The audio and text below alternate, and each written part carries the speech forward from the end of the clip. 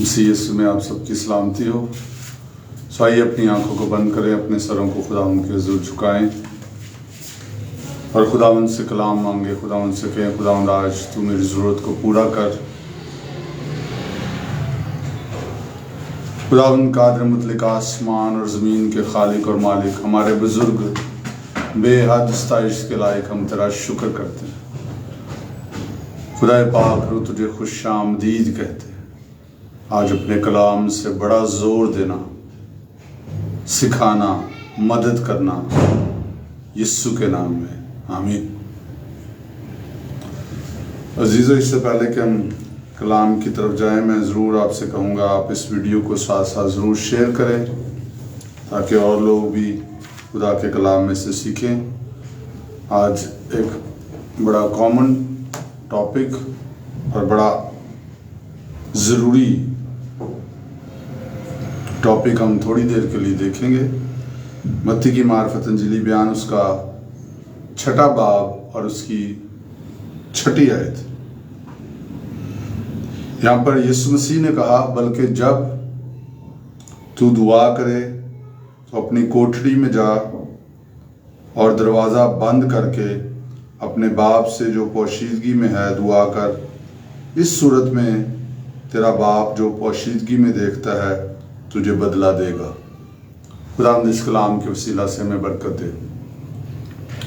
अजीज़ों, हम जानते हैं रूहानी तरक्की के लिए और रूहानी तौर पर कायम रहने के लिए सबसे इम्पोर्टेंट बात खुदा के साथ वक्त गुजारना है। यीशु मसीह की ज़िंदगी में अगर हम देखें तो यीशु मसीह की ज़िंदगी में सबसे इम्पोर्टेंट बात बाप के साथ वक्त गुजारना था।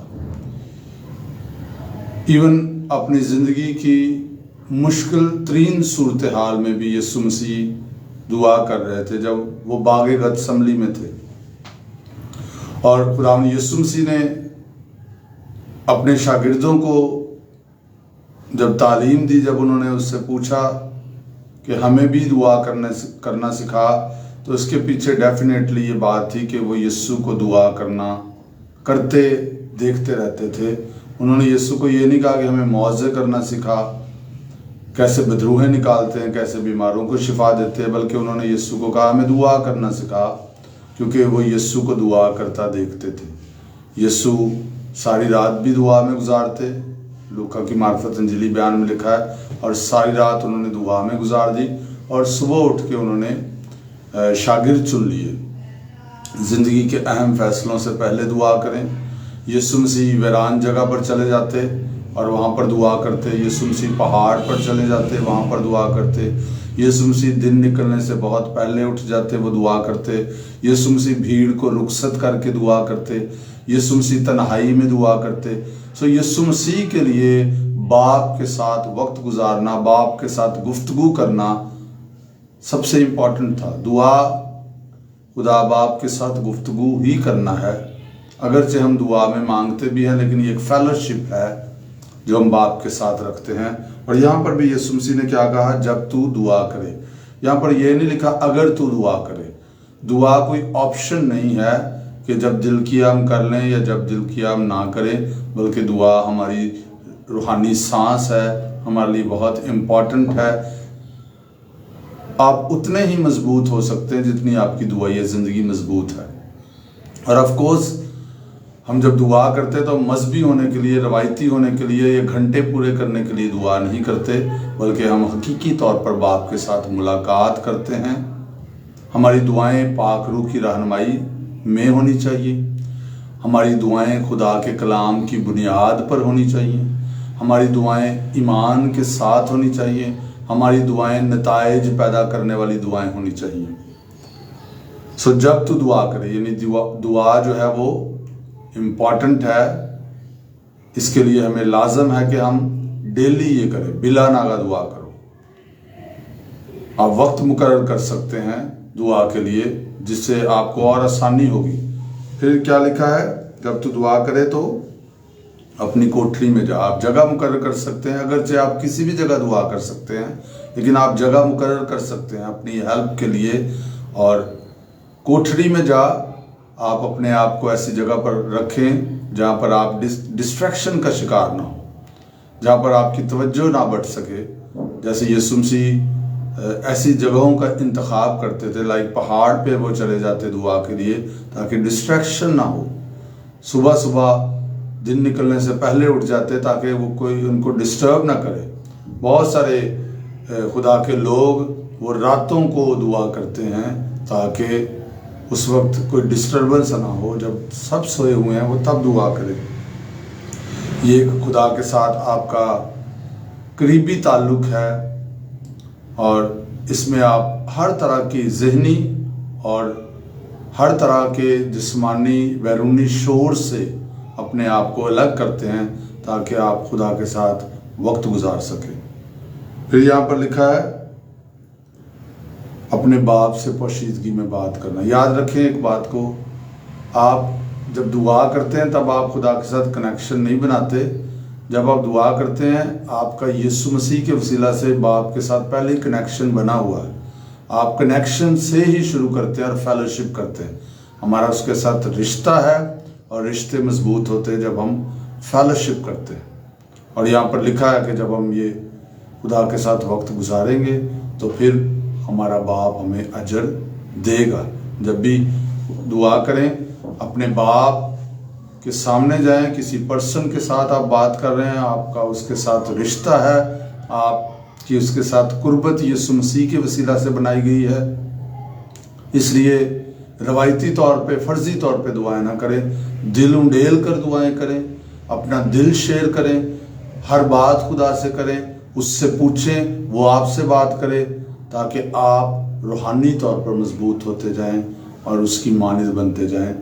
और एंड में लिखा है जब हम ऐसा करेंगे तो हमें रिवॉर्ड मिलेगा, हमें अजर मिलेगा, हमें जवाब मिलेगा।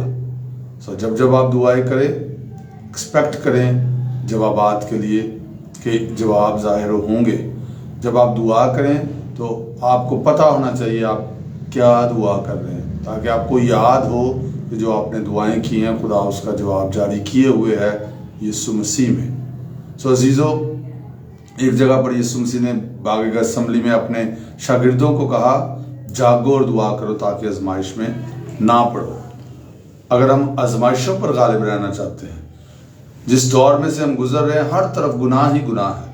अगर आप गुनाह पर गालिब रहना चाहते हैं, आजमाइशों पर गालिब रहना चाहते हैं, तो याद रखें अपने आप को दुआ में रखें। एक तो आप वक्त खुदा के साथ सेपरेटली गुजारते हैं, इसके अलावा भी स्मिथ विगल्सवर्थ से किसी ने पूछा आप कितनी दुआ करते हैं, उन्होंने कहा हार्डली 10 से 15 मिनट। तो वो बंदा हैरान हो गया जो पूछ रहा था कि ये इतना जोरावर खादम है जिसके वसीला से मुर्दे जिंदा होते हैं, बीमार शिफा पाते हैं, तो ये इतनी कम दुआ करता है। तो अभी उन्होंने अपनी बात को जारी रखते हुए कहा कि 10-15 मिनट मैं दुआ के बगैर रहता भी नहीं। यानी थोड़ी थोड़ी देर के बाद ही वो खुदा के साथ कनेक्शन में रहते। सो ये खुदा के साथ कनेक्शन में कायम रहते हैं हम। अगरचे हमारा कनेक्शन यीशु मसीह के वसीला से बन चुका है, लेकिन दुआ आपके कनेक्शन को जोड़े रखती है। सो हर वक्त और हर तरह से रूह में दुआ करते रहो लिखा हुआ है, इसलिए जोड़े रखें। जब भी आपको पॉज मिले, जब आप काम कर रहे हैं, बेशक कभी 1 मिनट की दुआ कर ले। मुसलसल पूरा दिन आसमान के साथ फेलोशिप में रहें, बाप के साथ फेलोशिप में रहें। आप देखेंगे आपकी रूहानी ज़िंदगी बिल्कुल फ़र्क होगी, आपके रवैये फ़र्क होंगे, नताइज फ़र्क होंगे। आप हालात को उस तौर से नहीं देखेंगे जिस तरह दुनिया देखती है।